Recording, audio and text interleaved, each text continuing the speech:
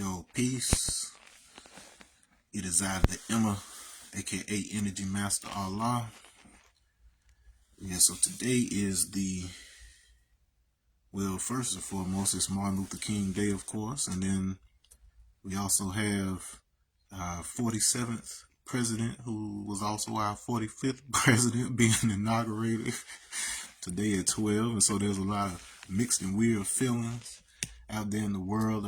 We got the Martin Luther King Day parade going on in Gifford right now, but my daughter is sick. She came down with something throwing up all over the place yesterday, so we're keeping her out of the weather and kind of monitoring that. So I decided that instead we would have a chat. So this past Saturday evening, we went and checked out the annual Martin Luther King banquet. So they do a banquet here in town. Peace, Heidi, I see you.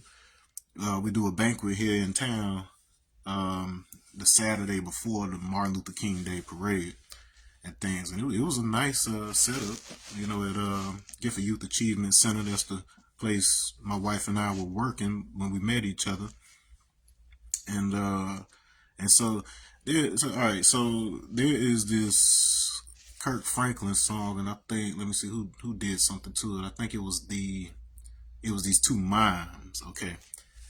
All right, so I had my boy Keith with me. He's an attorney here in town, originally from Trinidad, and then moved here not too long ago, maybe a year or so ago, because things were just mad racist over in Sarasota. So he had to move his daughters over here, and so we're watching this, and we have a lot of interesting customs in the black community, and the artistry is there, but then something funny kind of happened where, we had guests. I had a kind of a mixed crowd. We had a lot of, upscale white people in the building as well, from various organizations, the county, things of that nature.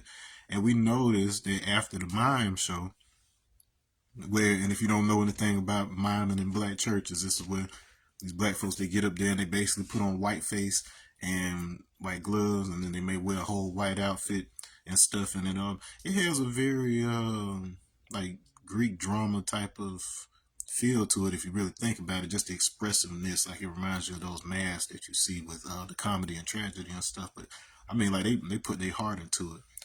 The artistry is there. But then we noticed that after that was done, whole tables of these of our white guests, they just got up and left. Like, how when you had a football game or sporting event, and then everybody, like, when it looks like what the conclusion of the game's gonna be, it's like, oh, they ain't gonna catch up or something like that. Like, people just like get up and leave, and then the stadiums are kind of empty.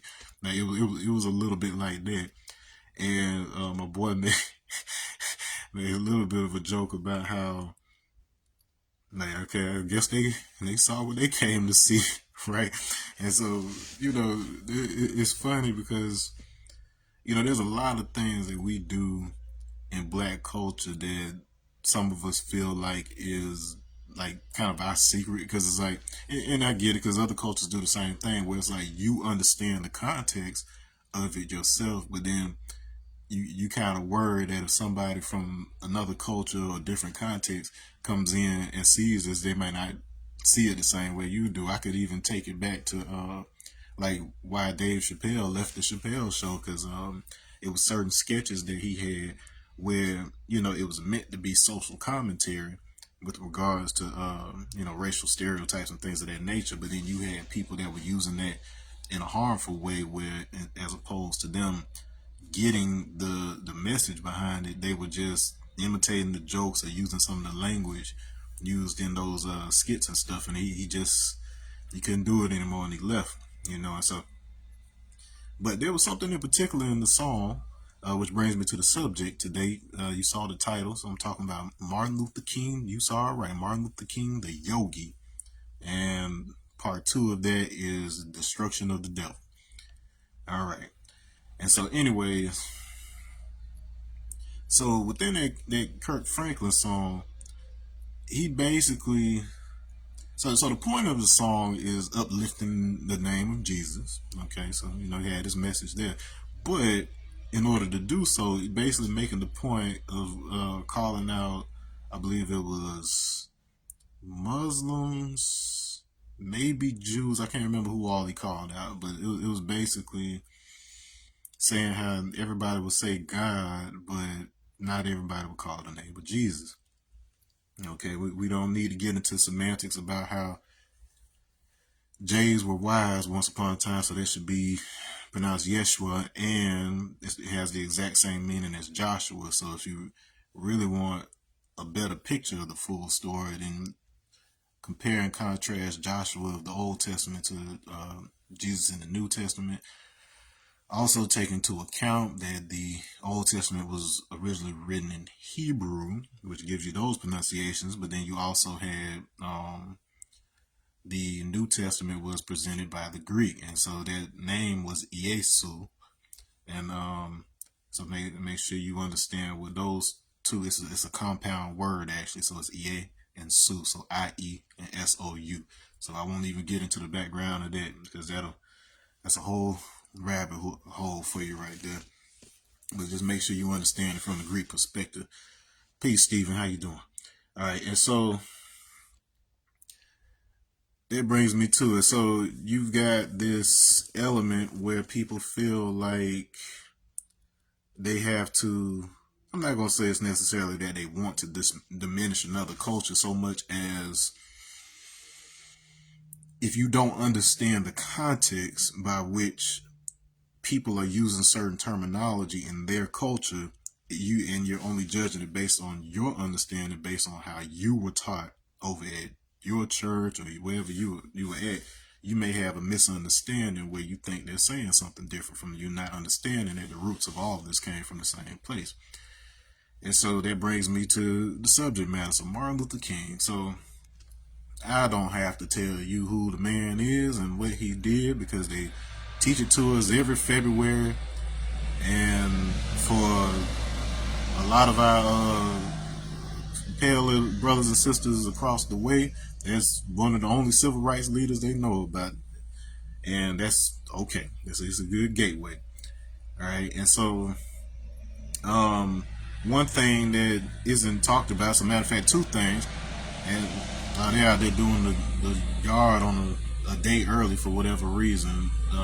They normally come on Tuesday, so I don't know why they out here making all this noise on a Monday morning on Dr. King's birthday and whatnot, but please excuse that. But anyways, so so one or two things. So one, he wasn't assassinated for preaching equality and all of that stuff. He wasn't assassinated for integration and stuff like that, because if you know a little bit about the economic effect of integration, I'll just give you the example of right here in my hometown, where you basically, when everything was kind of segregated off, you had booming black businesses like right up the street, like a whole strip, and had our own laundromats, own driving theater, things of that nature. But the second, had our own high school, Gifford High School. The second that the gates were open and we were able to integrate and things of that nature, a lot of people from our community, they left and started using the services across town. So they started going to Vero Beach High School and shopping at some of these other places. So a lot of that money that was circulating within the black community left, and then much of it never came back. And so this was a trend across the country. And so no, nobody was upset about integration. They could hoop and holler all they wanted to in the South, but behind the scenes, the only reason that it actually happened was because it was economically profitable, for them at that time. And so what he was assassinated for was, after seeing exactly what I'm describing right now, he started pivoting his conversation toward economic equality. So he it wasn't enough to everybody be able to sit and eat lunch together. He said, well, we want to have economic opportunities in the black neighborhood and have financial education, things of that nature. So the irony of this is, you know, those who were making such statements were largely assassinated during that time period. And then you fast forward a couple decades where, you know, one of the harshest criticisms of the black community included, you know, poverty and crime, economic crime. So there's crimes of passion and crimes of, you know, things that are like, okay, I got into a dispute with somebody, but then there's economic crime, which isn't just the corporate. So in addition to the corporate crimes, anytime that somebody robs somebody specifically for the sake of taking an item or a money motivated thing, is still an economic crime. So there's no real distinction between those. In some of those instances, some cases may be more violent than others, and some may go without any violence. But at the end of the day, the motivation is money, economic prosperity. Exactly what Dr. King was shot and killed for expressing. All right, and so I just want to lay that out there. Now let's talk about Martin Luther King, the Yogi. So the other thing they don't talk about, especially in our community, is the fact that so we'll elevate the fact that he was a Baptist preacher, which is true. You know, he took over for his father, you know, up at that church in Atlanta. He was originally born Marvin Luther King, and his father changed their name to reflect Martin Luther, who started the Protestant church. If you know a little something about Martin Luther, he was also a historian, and he was a historian during a period where it was popular for a number of monks and such individuals who were in charge of the history and things of that nature to, at times, I don't want to say embellish, but there was this motivation to try to align the histories of people in the political field and things of that nature with like mythological figures like Greek gods and things of that nature, Roman gods and stuff like that. So it was quite popular for you to get these histories where you know, a group for political aims to utilize their position of power to make claims that they were descendants of a particular royal or divine bloodline. So this is not something that was exclusive to them. Like, you can think of several cultures. So the Nazis wanted to align themselves with the Aryans and this notion of this Superman, the blonde hair, blue eye. But then, like I broke down in my other videos, the origin of the word Aryan coming from the name of Vishnu, the Tamil name of Vishnu, and so on and so forth. But you can see why in that particular context it is favorable to separate the black church from any knowledge of what goes on in India, because that is in that where all the keys to this society lead. So you can march all day, you can do this, that, and the other, but unless you understand that underlying thread and how it relates to the foundation of this country, you can't really make anything move. You can't even make anything happen. And so Martin Luther King, he it was a lot of things that he wanted to do, but it wasn't getting off the ground. He tried to go the traditional route, and he's speaking to his folks, and you know, everybody, they upset and they want to be in arms and whatever else. And so he finally had his breakthrough when he started studying the autobiography of Mahatma Gandhi. So if you know anything about history, so several years before Martin Luther King was active, Mahatma Gandhi, he successfully led a political movement, a nonviolent movement in India and made a whole lot of changes and used methods that are still used by a lot of you know people in that type of position to this day. And we can get into semantics all day about his personal life or Martin Luther King's personal life and whatever else, because that's what the internet likes to do whenever you have one of these conversations. But may he who is without sin cast the first stone, right? But anyways, and so one thing that a lot of people don't realize is that Gandhi was a yogi. And specifically, he was a yogi of karmic yoga.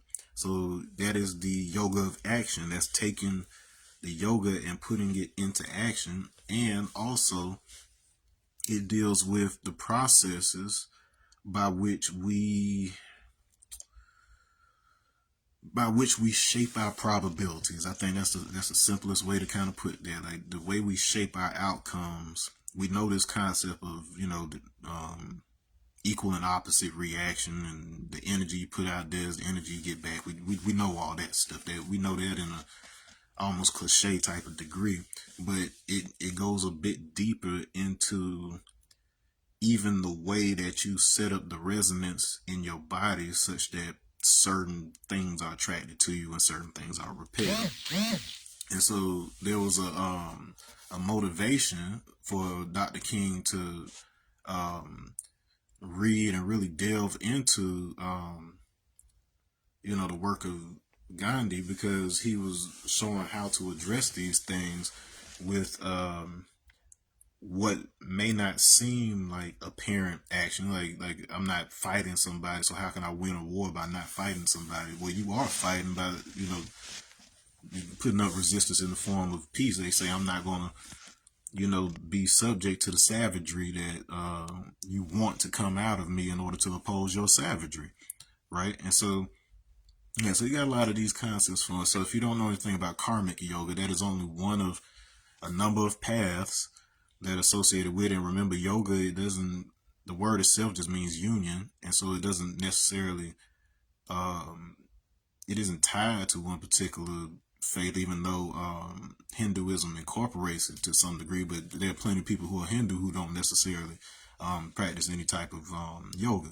And not all yoga has to do with stretching and stuff like this. So that doesn't mean you need to become a yogi, but you should at least be aware, because yoga is essentially the thing. So once you become well versed in your faith and you understand the various figures and symbols and stuff in your faith, the purpose of yoga is then to connect the dots with everybody else on the planet. So you say, okay, so now that I know my thing well enough, let me see how these same things show up in each of these other groups, each of these faiths.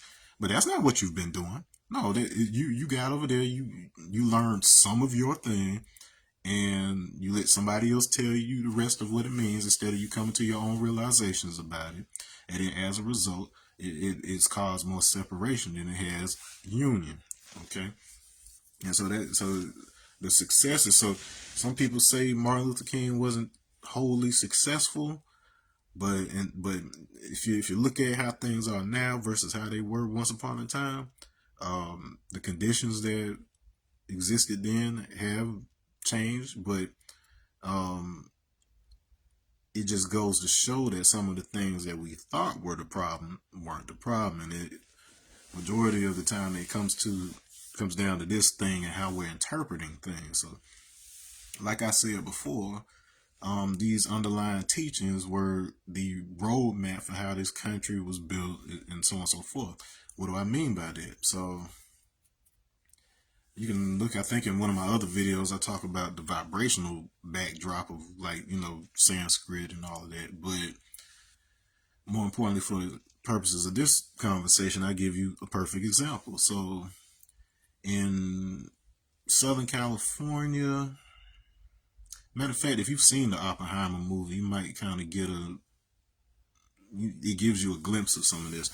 But a lot of people were getting involved in the Vedanta movement. So Vedanta is is based on Hindu Vedas and the teachings that are in there, and so on and so forth. And you had people in the West who were translating these concepts and, teaching how to apply it in society and things of that nature. And so this is why you have Oppenheimer after the first testing of the atomic bomb that he helped create, the hydrogen bomb that he helped create, devastating device. He quotes the Bhagavad Gita, which is a central text to the Vedanta movement. So in other words, concepts that he learned and understood through those ancient texts were the foundation, not just figuratively, but then literally embedded within those texts is the understanding of the foundational elements of how this physical reality of ours operates. So with that knowledge in hand, all Oppenheimer needed was to understand the mathematical and scientific language that was being used by the authorities on the matter in order for him to say, okay, for him to do the yoga, just like I described, and say, okay, here's the thing I know. How does this translate over here? That helped give him insight in how to put the pieces together, figure out which things correspond to each other. And then he was able to create the most devastating weapon. And so much of your quote unquote peace in the world has been established by the creation and holding of weapons that could probably destroy the earth. So this guy is afraid to fire on this guy and vice versa. And so that keeps them at a ceasefire. And if you know anything about how your own emotions work, how your own body works, a peace that is forged by fear of one another is hardly a peace at all, because you're constantly on eggshells and you're constantly tiptoeing around each other. And that's a lot like what you see America like today. Like you have those people out there that, they have no issue, but then you have a lot of people around here that are just tolerating each other. They don't necessarily like each other, but they just tiptoe around each other. And that's not functional. And so that's where that element of love comes in. So the whole purpose of giving you this concept of a Christ is that anything is possible when you bring the heart into the matter. And that is, once again, not something that is just metaphorical, because there's certain things associated with the toric field of your heart that are essential also to understanding how reality operates, how many of the devices you use operate, and so on and so forth. That's once again another rabbit hole conversation, but case in point, it was the type of heart that you had to have. And through karmic yoga, which was a central teaching of Krishna, the central figure of the Bhagavad Gita, and this deals with the concept of dharma, which is basically moral living. But even that word moral, if you break it down, it ties back to roots, meaning how to put it. So there's strong will there, but then more specifically, strong willing of the mind. And so, and then of course we've broken down that mind has that same root with moon, measure, and menstruation. So all of these are tied together in that sense. And then what that is to say is you're applying a type of discipline that is it coordinates with the rhythms of the universe. And so you have to understand what those rhythms are, because if you do, you start to recognize them. So whereas you'll be thinking two different subjects are entirely different and separated, you'll be thinking two types of people are entirely different and separated, two types of systems, you don't see the connection between your reproductive system and the political system, for instance. I mean, in order for you to make a baby, you have to have two different parties involved. And then when they come together, something new emerges. And so whenever we have bipartisan participation and agreement, you always get a law to pass through. So unless you can seamlessly make those kinds of, connections, you have a hard time, and you use a lot of excess wasted energy in order to make things happen in your life. And so this is why you'll see a Gandhi basically create a movement to show that by me sitting here, by me choosing to be in a specific location and not eating, it sends a message. It draws the necessary energy in order to make the way that reality occurs for people transform. And that's an important statement right there, because you want to change things, but the only thing that initiates change is the transformation of perception.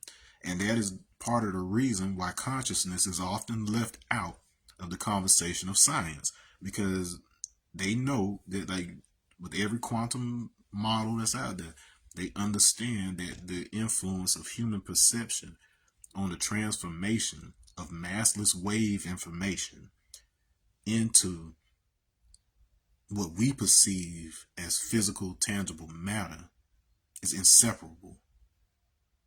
Niels Bohr, he said that you can't separate the measurement from the tool that you're using to measurement. They have an effect on each other. It's an observer effect, right?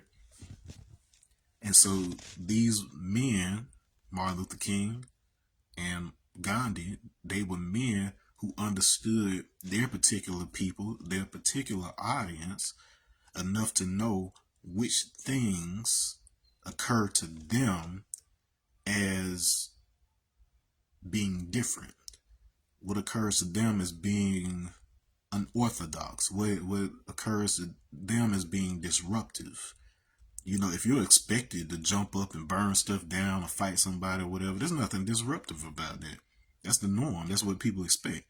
But this takes me back to the story of Yogi that I told you, where this man, he basically just showed up in the mountains and he just sat up there and meditated all day. He didn't eat, didn't seem to sleep or nothing or whatever. And then so after a while, people, they were curious. They're like, what does this man have going on? Like, how is he doing this? Why is he doing this? It was just a curiosity.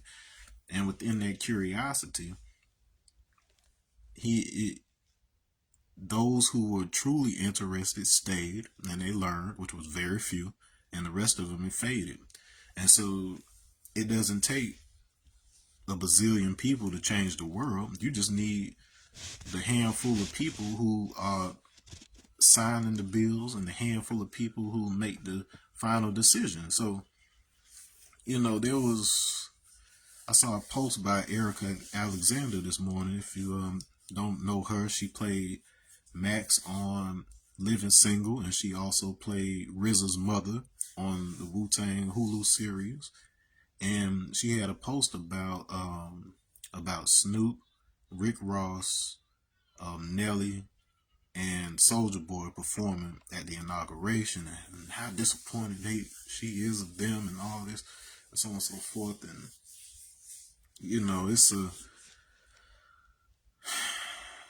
it's a complicated situation, because you know how people feel and how people are thinking and their personal attachments to and preferences and things of that nature. So it's a whole mix of things.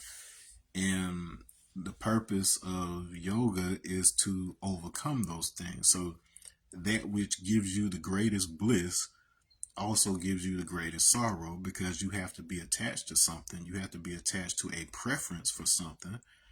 And that thing that you enjoy is often in contrast to something that you don't enjoy. So this limits your ability for exploration. And when you don't have the ability to explore, you don't have the ability to seek, which is at the center of the spiritual journey, which is seeking. So that means that you understand that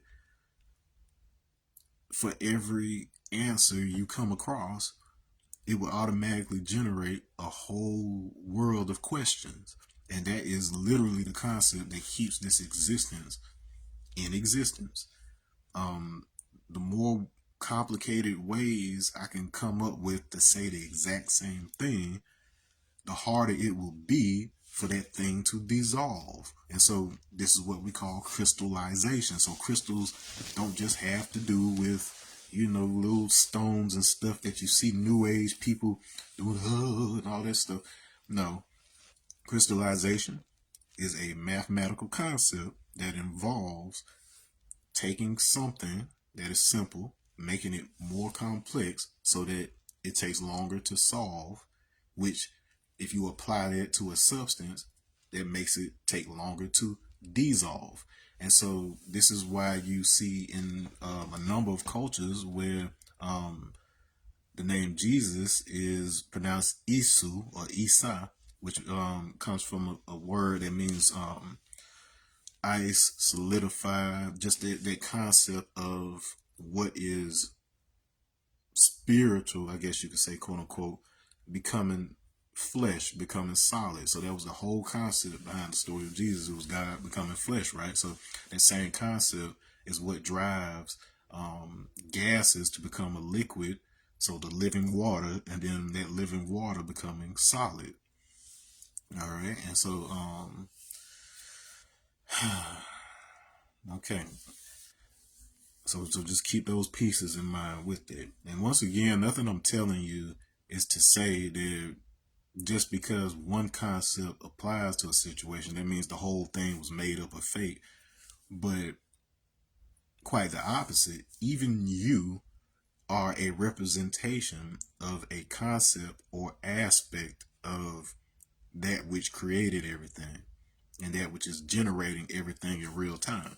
So if you figure out which of those things you correspond to, then you kind of, it's not that you have a purpose in the sense of accomplishing something, but you are a type of instrument for measure, hence why you have a mind, and that which you measure makes some aspect of reality available for somebody who's observing you. So this is what Jesus represented largely. He lived a certain way because he was representing a specific measure of reality, and then by you observing said measure, if you wanted to get similar results, then you could adopt that particular type of usage, but you would have to figure out how to translate it into your particular form, your particular purpose. So you've had several figures throughout history who have had similar attributes and similar stories, and it's not necessarily because one person copied a story from somebody else, but if a person took on and adopted similar conditions to those of an individual in a particular story, they knew they would get similar outcomes, because we live in a universe that basically ties function to form. And that's to say, like, if you look at like proteins are genetic material that is wrapped in a very specific shape. So each protein has a different shape, and then based on that shape, it has a different function.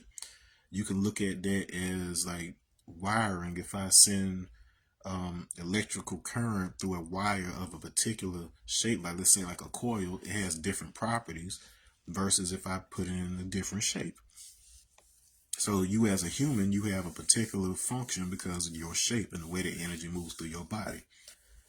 Your purpose is a little different from the tree. The tree has a slightly different type of makeup.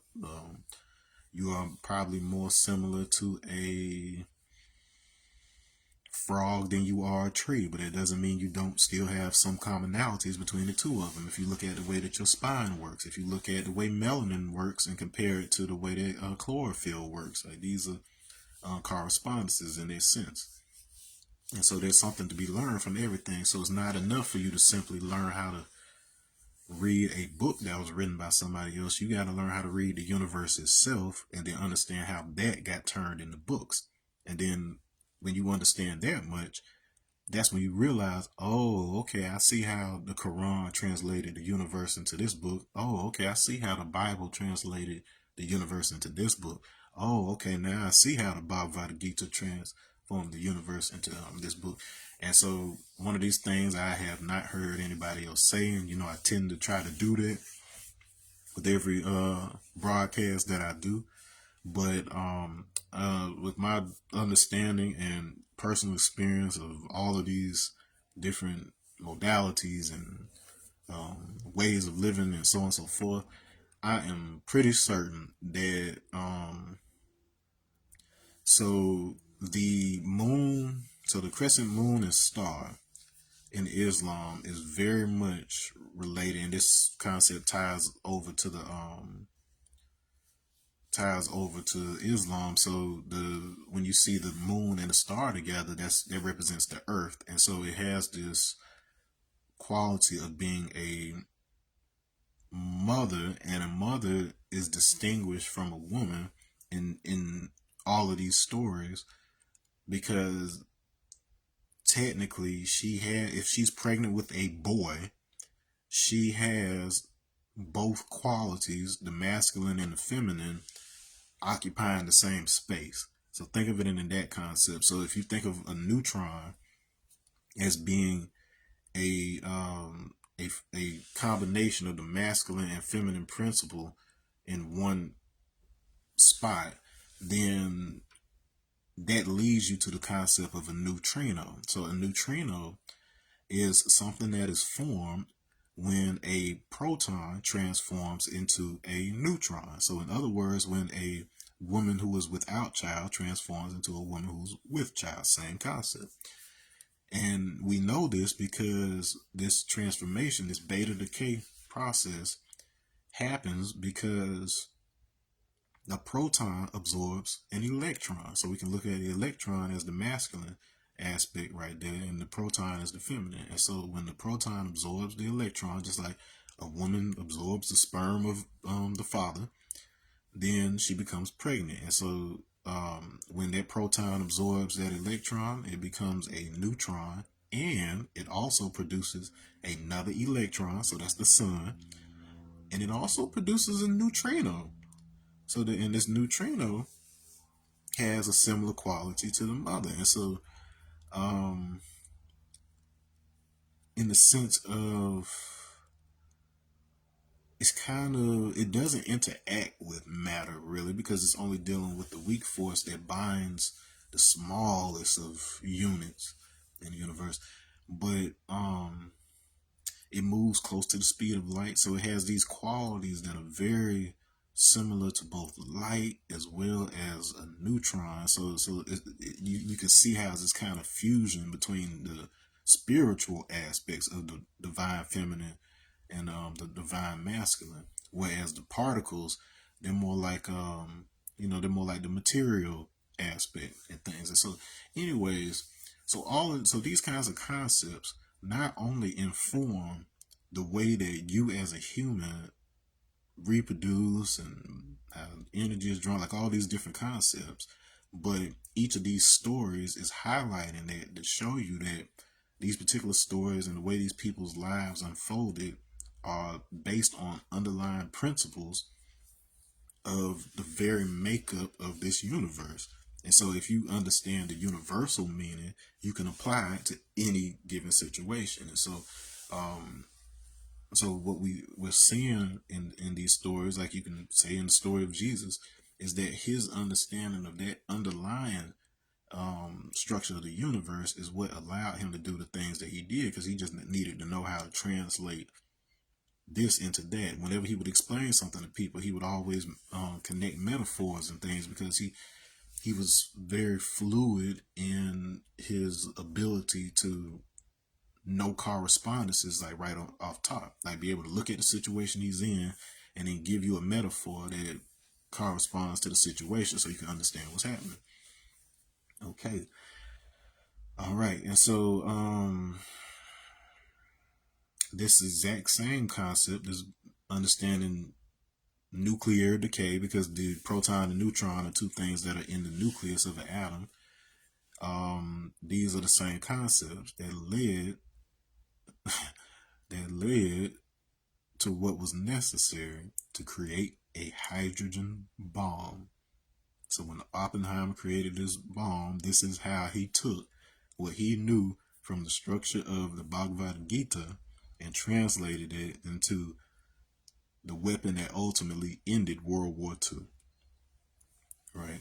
So this is just a testament into how understanding how these concepts apply to your own body allow you to then use yoga, so karmic yoga, your yoga of action, the union of action. So if you're bringing actions, emotions together into one body, into one form, how those forces moving in one direction now are able to impact the world within you first, and as a result, the world without you.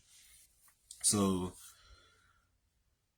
it would take a whole nother video to explain how exactly this works, but I have it worked out down to the most minutia, the most minor of details, but how the world outside of us is a projection of what we're doing inside of us. And we'd have to get into an explanation of how electrostatic works and how it works outside of space and time and how matter actually comes into being and so on and so forth. Like it would be a whole other video to even break down how that would work, but that's basically what it is. So the work you do inside is reflective of the outside. And one of the simplest ways I can put that is, so those neutrinos I just told you about, so melanin, it has a very special relationship with that, with those neutrinos, such that it directs and filters how these particles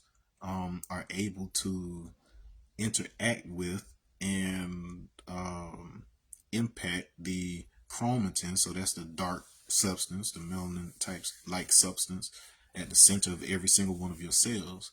And the chromatin, it has properties of electrostatic communication inside of it, which allows all the cells, because it exists outside of space and time technically, and all electrostatic in the universe behaves as a single point.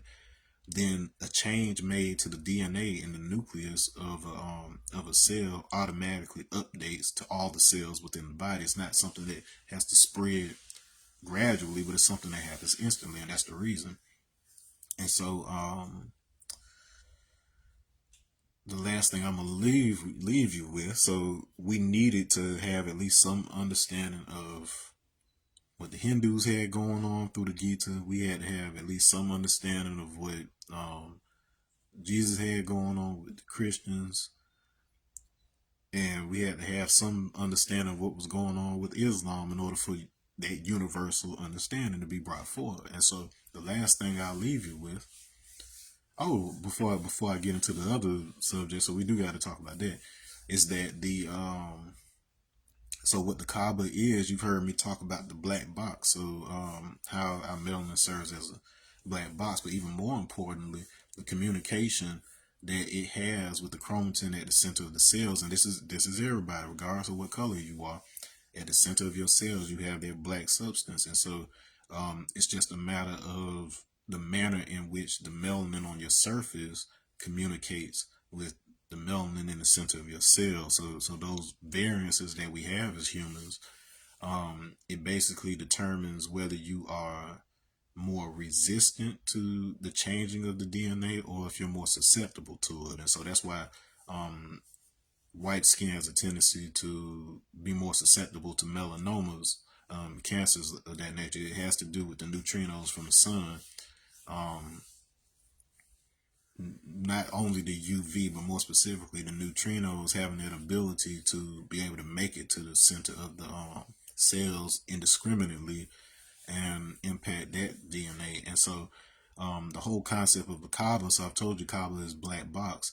This is they in Mecca, they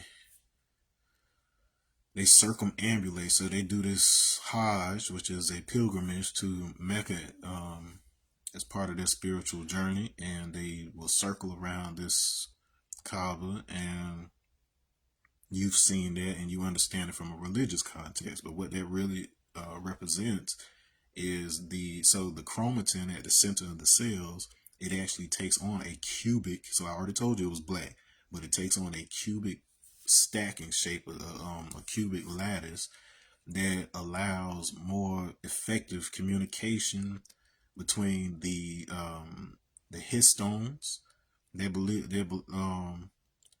occupy the inner. So histones, you can look at it as like a string of beads. There's four in particular. There is a fifth that is like a bonding agent, but for the most part, you're dealing with the four on the inside, and you have two pairs of those, and so um, that's a total of eight, making up the corners of a cube at the center of every single one of your cells. And your DNA wraps around that cube. And like I told you before, shape is what influences form. And so then it has a whole network of proteins and different things. So like the way things manifest in your body on the outside, the surface, you can look at it as a projection of what's happening on the center of the cell and those shapes and those relationships of that communication. And so you take that concept and you scale it up, then you can see how you could then be at the center of a universe that is a projection of what's happening within you as the nucleus of what's called your Hubble sphere. So your Hubble sphere is if you look around you, the spherical, as far as you can see in any direction into space, that's called your Hubble sphere. So as far as you can see, and that's where you got the Hubble telescope. So as far as the Hubble telescope could see in all directions, that was called the Hubble sphere, how far we were able to see into the universe. And so no matter where you stand, you will always be at the center of your sphere of observation. And so we call that a cipher in the 5%, right? Okay, so anyways, which brings me to this concept of destruction of the devil. Okay, so in a Black Islam context, most of you have only encountered that terminology with respect to, oh, the white man is the devil, and this concept of taking him off the planet and whatever else, this destruction of the devil. All right, well, we got to get into some etymology, because the word devil comes from diabolos, which means to throw across, and it is related to the etymology for the word Hebrew, basically meaning to pass through. And so if you look at enough of these words and how they're used, you'll see that they're talking about something very similar to the neutrino. Because remember, the neutrino is what is able to pass through matter and be able to reach the core of things. And part of the reason it's able to do that is because it's technically a shapeshifter. So in other words, when these neutrinos travel, they have three flavors, quote unquote. So it's three positions that they can take, and depending on what positions they're configured in and pieced together, it creates different properties in the matter that you see. And so it travels through space, changing its shape, and then because it's constantly changing its shape, it's able to pass through everything.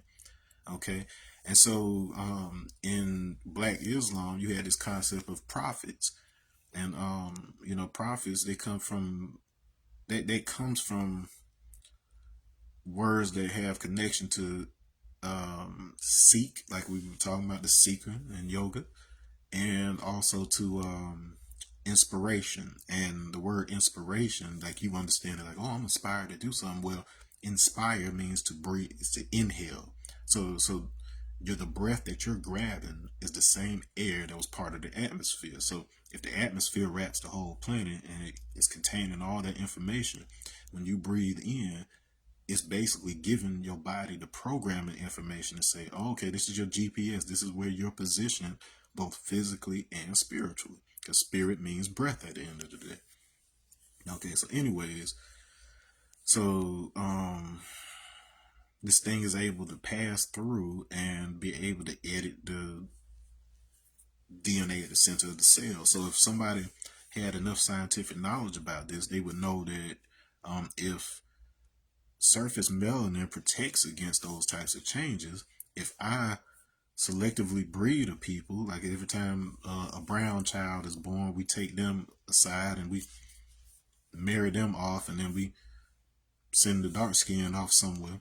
If we do that for long enough, we can thin the melanin on the top of the skin enough for solar energy, for those solar neutrinos to have more of an effect on the nuclear DNA of cells, and as a result trigger the mutation that was necessary for the OCA2 gene to begin becoming selective toward albinism, specifically the type that produces blue eyes, blonde hair, the very same thing that Hitler was after.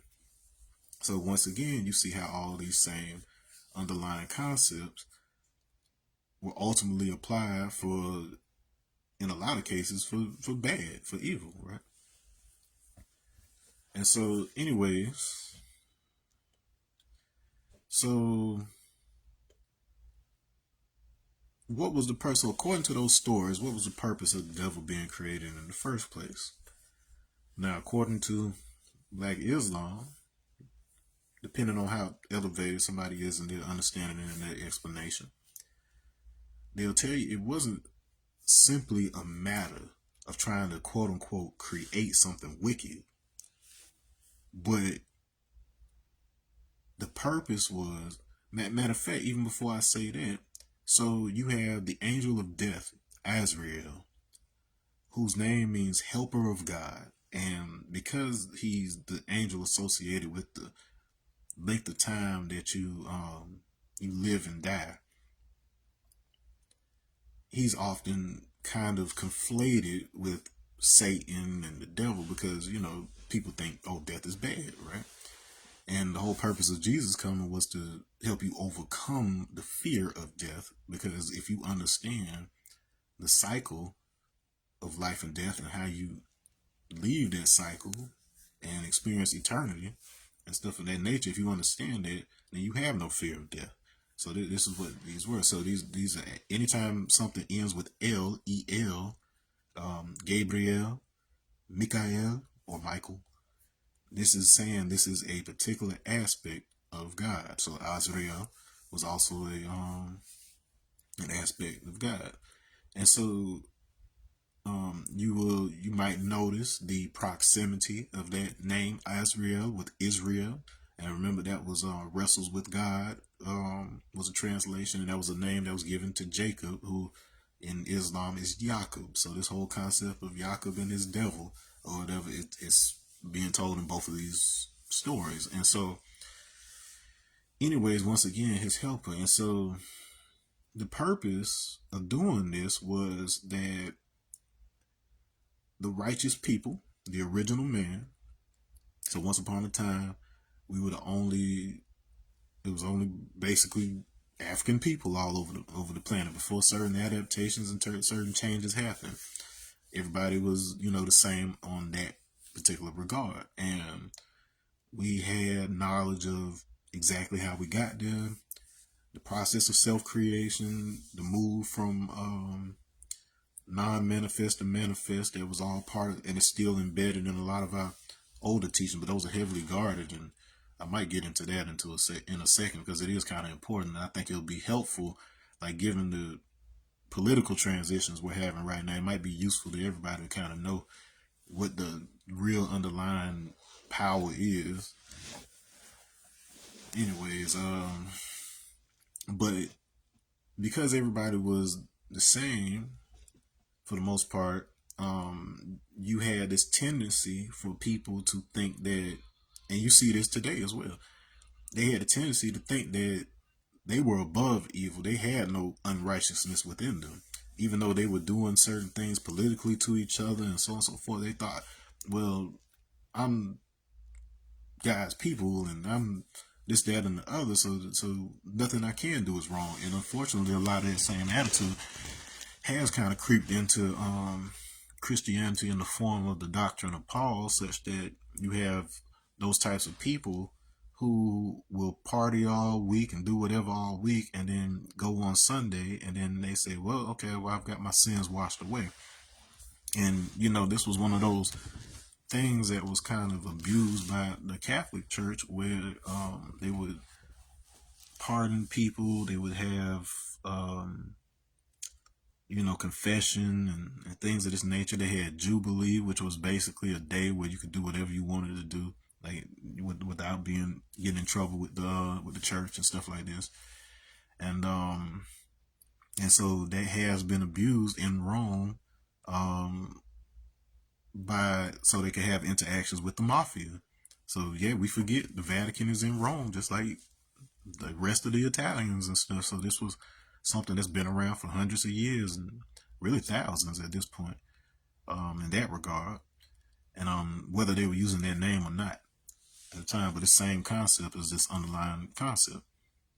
Okay, and so anyway, so Yaakov set out to say like, no, you're talking about there's no unrighteousness in you. I'm going to show that everybody has it in them, because the problem is if you believe that you are somehow above unrighteousness, like it's not possible, then you tend to be the one that perpetrates unrighteousness against people without realizing that's what you're doing. And most of the frustrations, like when you have conversations of race, it's usually a matter of we're saying something is going on, we're being affected a certain way or whatever, and then to have the other people discount it and say, oh, that doesn't exist. Like, oh, you shouldn't feel that way. Well, you cannot control how reality occurs for another individual. If I give the example of like in my household, like there was some yelling and some violence and stuff at that time, and um, you either get disciplined sometimes you didn't deserve the punishment you got, and as a child, regardless of whether it was for your own good or not, all you remember is getting hit, right? And so as the person that is doing the hitting, you have no right to tell that other person who's getting hit how they should feel about it.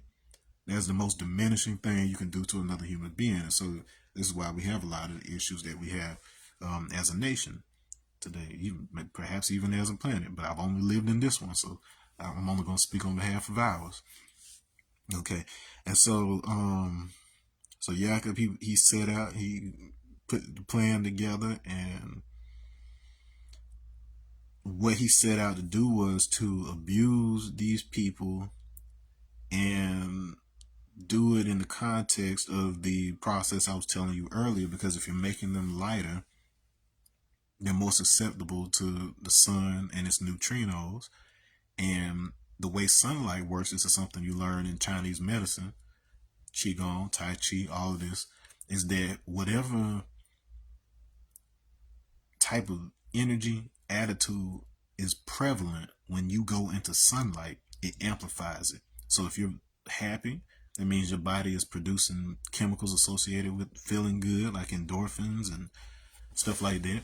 And so the sun, those neutrinos are going to amplify that. And the edits that get made to your system are based on those quote unquote emotions. So these are emotions translated into biochemicals. All right. And so likewise, if you're dealing with anger and stress, you're producing cortisol, which is a stress hormone. It kind of helps your body cope with the stress. If that is present when these sunlight influence changes are happening, it has different effects. And it has been shown and proven that the mutations associated with the OCA2 gene are tied to the presence of cortisol in the kidney system. Okay. And so that means that these people, their sciences would have had to have been advanced enough for them to know at least that much, that you didn't necessarily need a huge lab in order to modify human beings. You just had to change the conditions under which they breed, change the conditions under which their internal environment is being exposed to emotional stresses and things of that nature. So there was enough understanding of this to isolate a population on an island and eventually create a person that was the result of abuse and anger and stuff of that nature. So anything that the resulting people had within them, it was placed in them through the way that they were treated during this experiment. Okay, and so once again, the whole purpose of said person was to show the original man that if he does not check the devil within, then this is who you become. So the devil outside of you is a reflection of the devil that's inside of all of us. And so one of the misconceptions that's happening in society, and the reason that we can't seem to defeat this quote unquote enemy, is because you're looking everywhere except for within. Now, they say if you cut off the head of the Hydra, 3 more pop up in its place. Every time you kill one enemy, a worse one takes its place. Well, that only happens when you're trying to attack and address the devil that's outside of you, because there is nobody on the planet more qualified to defeat the devil within you than you. So you are God and devil within yourself, which is to say, God, coming from the etymology of that which is invoked or filled with voice, and which is found, which is tied to foundry, which is the shaping of said voice. So your ability to speak, that's the word. Your voice has an impact on the arrangement of those incoming particles and how they affect your DNA. This is a central concept in ancient yoga. So when they're doing chant and whatever else, it ain't to praise this or something like that. It's because you're literally sending vibration into your body that arranges the way that your melanin and your cells interact with incoming phonons of light and neutrinos of sunlight. So in other words, your karma is basically the result of these sound-based means of information storage within the tissues of your body. Every action you take, every sound, everything that you say is recorded within your body as mechanical energy, because the internal structure of any solid object is considered crystalline. It's geometrically formatted, and it has repeating structures and things of that nature. So you are a crystal, quote unquote, on the inside. That don't mean you're a quartz crystal. That just means that it's the same concept, crystalline form. And so in a crystalline form, charges move throughout their body. Whenever there's imbalances of charge, it causes things to flow and move. So all the blood flow, all the electricity flowing through you is based on this concept. All right. And so all of that information gets recorded in your tissues. And like I told you before, depending on what your attitude, your moods are, that determines which chemicals are moving through your body, and that in turn determines how the sunlight affects your body. So yeah, so when you're looking at a yin yang, that's what it's showing you. It's the union of that incoming light with that process by which the dark pigments of your body organize that information. So it is very important, your understanding of the words you're saying, understanding the vibration of those words that you're saying, understanding how to organize them throughout the body, and yoga is built all around it. So imagine you take the what you know mentally, psychologically about what Jesus himself taught. And I ain't talking about what Paul said on his behalf after Jesus was already dead and gone. I'm talking about the things that Jesus said himself, and then you apply that, you figure out how that translates over to like the Bhagavad Gita and what's taught in karmic and kriya yoga. That's KRIYA. If you figure out how these things correspond to each other, you're now taking that scripture and you're embedding it in your body. So it's not enough for you to go to another book all the time. You're to become the book. You are to become the temple of Solomon, so that everywhere you go, you are automatically resonating that information with another person, because your electromagnetic field is basically projecting the information that is inside of you into a field that surrounds your body, that interacts with the field of other people when you're in proximity of them. And so there's an exchange of information that's happening before you ever open your mouth, right?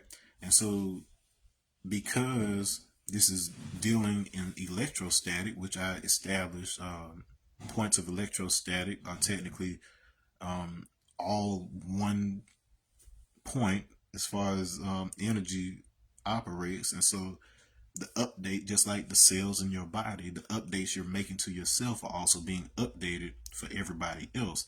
So in other words, whatever position your body perceives itself to be at is communicating that to everybody else. And so they see you physically at a relative position.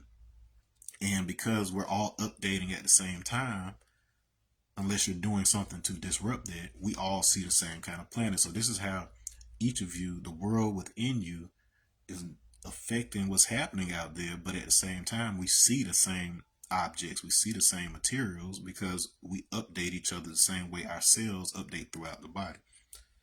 Okay, and so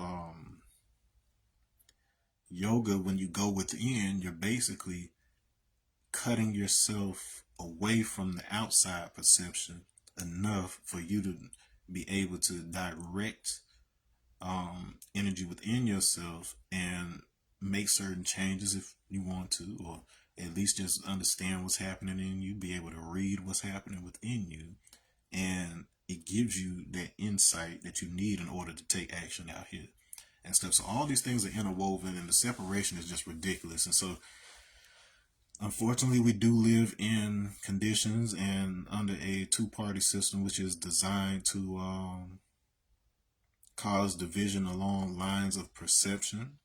And that tension between those two things will forever make you a fabulous money machine, because so long as you're dissatisfied or you think that somebody else is coming after you, you will always buy things and spend money on things to protect yourself from a perceived threat. And so there are people who want more money than they actually need, because their control is completely dependent on that money, because they do not have the ability to interact with the universe in the way that I have described. They are limited in that, because depending on how your heart is, and depending on how your word is, and the integrity of those things, it does limit what you have access to. So I've told you about this great superpower that we have, but I've also shown you what the limitations are, and the reason why everybody ain't just flying around here and turning water into wine. It's like, until you get this right, you don't have access to that. Like your resonance just isn't on par with that. So if you're not able to do something, then take that into consideration, as well as what type of instrument that you are intended to be. And so, as promised, the last thing I'll wrap this one up with is so let's talk about the secret societies. So it's gonna sound weird, it's gonna sound crazy. And once again, I probably have to do a whole video for it. But and how to put this? So conceptually, I'll just say conceptually. So what you saw in the Black Panther movie, like this whole so just to recap. So remember, so Black Panther was set in Wakanda, which was this nation that to the rest of the world, they thought it was like a third world nation, because they did have the technology to put up a facade and kind of hide them and keep themselves safe. And they had this advanced civilization, this technology that was based in a particular mineral, a particular element called vibranium. And this allowed them to integrate that into all of their society. So for starters, in your head, replace vibranium with melanin, and just based on, like I've told you plenty of things that melanin can do in other videos, but just based on what we've described in this video alone, you can kind of see how that could be of value if you understood how to harness those capabilities. All right. So, but more importantly, so something happened in the 1960s, and so there's a lot of things happening in the 1960s that I don't even feel like getting into. But it's like, whoa, what do I definitely would have to do a separate video for that. But the important stuff to know is, so the same year that our supreme mathematics came together, when Allah presented that to the 5%, that is the same year that the Black Panther, if I recall, I'm gonna have to check that again. I'm pretty sure it was 64, but I'll double check for you. But the Black Panther comic book came out August of that year. October of that year, the Black Panther Party came out. It is known that Stan Lee, he was a deep student of African spirituality. So along with understanding like the Greek myth and everything else, he had a very profound interest and understanding of African mythology. So it's no surprise that him and his folks gave us both the first mainstream black character period. You had Afro-British in the form of Blade, and then finally the first African American to have his own comic in the form of the Falcon. All right, so all this, there was no coincidence behind this stuff. Like he was, we'll just say I suspect he was working with some folks. He had some consultation. I'll put it this way, and that consultation would come in the form of the Ekpe Society. So in my West African heritage, we have these groups. You had the Ekoi, you had the Ibibio, and then you have variances of the same concept, and of course, like Igbo, Yoruba, like all the stuff that showed up in my DNA results. But particularly, so the Ekbe Society is also known as the Leopard Society. And as you know, in the Black Panther comic books, his name was temporarily changed to the Black Leopard. And among other things, you had him like fighting the Ku Klux Klan and all kinds of stuff. But the Black Leopard. And so the Ekbe Society is known for, they would have people dressed in like leopard costumes and be vigilantes. So that, like, this was a real thing. So this Black Panther concept, like all this is based on real stuff. Now, like I told you before, Wakanda was essentially a secret society, and the conflict that you saw in the movie between Killmonger, who was a descendant of Wakanda himself, was that he was saying it was our people were all over the world suffering, and Wakanda was just sitting there hoarding resources where they could have helped. They could have had this kind of revolution and so on and so forth. And you know, T'Challa and his family, they had a different outlook on it. They thought it was more important to just protect the people they had there and so on and so forth. After Killmonger died, they did come to a compromise that they should share their knowledge with the world. And so this is very much following something that did happen in the world, whereas this knowledge of this secret society, which came in particularly in the form of this language, which is, and I can show it mathematically and every other angle you can think of to prove that it is their Nisabiti writing is the roots, the tongue of the Ibri. And if you know anything about the Ibri, that is the it means Hebrew. And so so these are original Hebrew. We know that the people who came to be known as Hebrews later on were actually named after the language. and not the other way around. And so this is where this started over in West Africa with this secret society. And so all the alchemical symbols, all the Freemasonry concepts, everything you can think of, there is a mathematical interface that is associated with the surface, the complex surface of toroid fields. There's deep science associated with this, and these are concepts that are embedded in our body. So this is the entire network on which the scientific network on which the concepts we associate with magic are based. So this stuff is real. Like you've heard a lot of embellishing, but then there's a underlying science to it. It's just too advanced for most people to understand and be able to apply.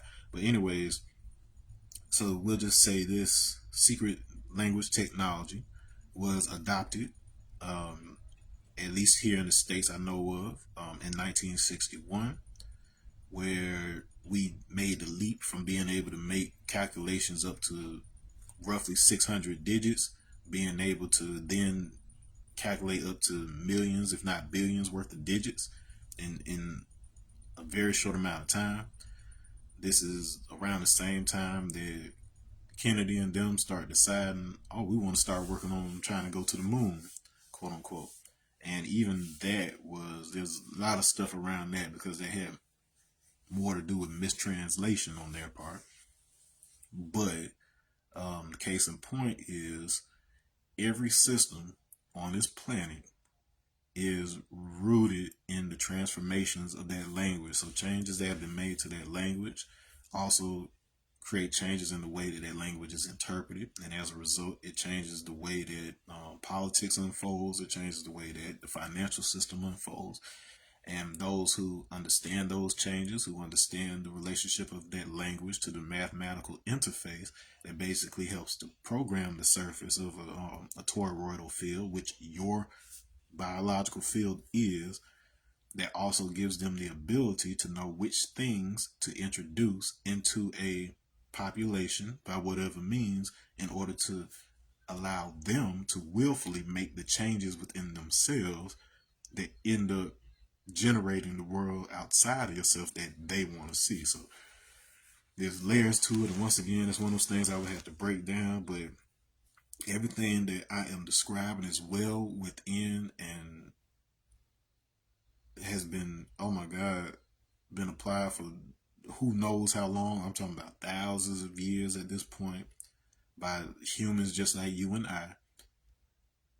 Much of the things that are attributed to something beyond our capability is really just talking about something that's beyond the capability of a select few people who, because their hearts are not in the right state, don't have access to those things. So there's many things you've been told you're not capable of that you are perfectly capable of if you water the seed. It's not just going to magically happen except by chance, but these are things that can be cultivated. And so that's part of the reason the black church in particular, the members of the black church in America have been intentionally diverted away from the teachings of India, and led to believe that something is evil when the word evil itself originally meant beyond the normal limits of, and you could add comfort to that. So if it's beyond your comfort, we tend to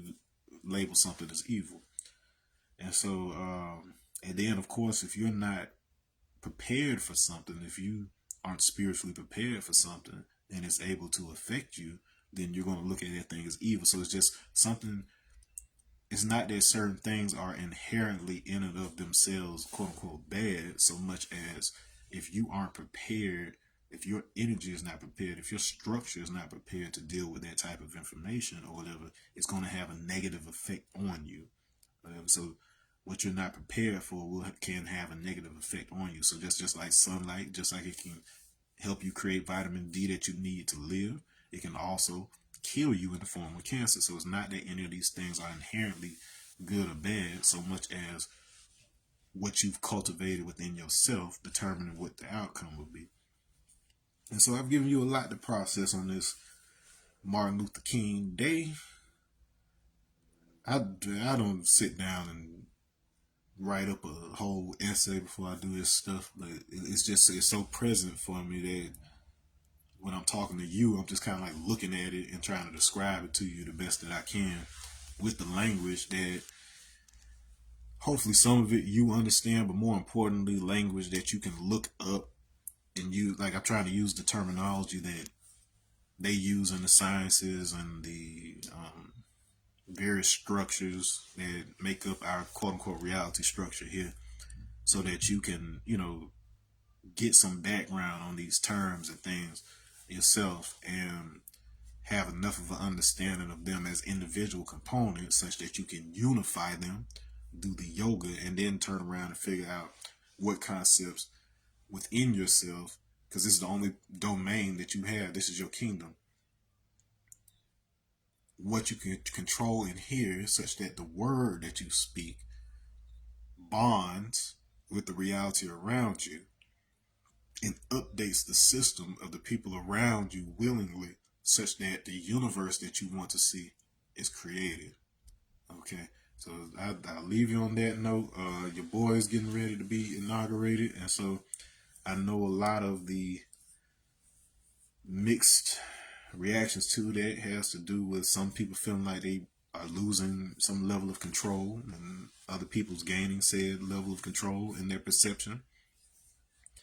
And so if we begin to turn within, you'll see it doesn't even matter who's up there in the office, because you have the tools necessary to measure reality in a way that affects reality. That's the most you need to know. It's just a drop. That's all we need, because the drop has the same consistency of the ocean. And on that subatomic level, every drop is connected. So I've heard people try to make the argument that saying that because we are drops of the ocean, that we equate the ocean, like trying to say that that's not the same, or it's wrong. But no, if you understand electrostatic principles and the central point of things all essentially occurring as a single point as far as physics is concerned, then you know it doesn't matter whether you have a drop or you have a whole body. That is simply a semantic of perception of magnitude. So the level of importance you assign to something, the level of significance that you assign to something, drastically impacts the effect that that thing is able to have. So if you put more energy, more attention, more love into anything, of course you'll get more of an ocean than you would a drop. Simple as that. So on that note, I'm going to say peace. Enjoy the rest of y'all holiday. Be safe.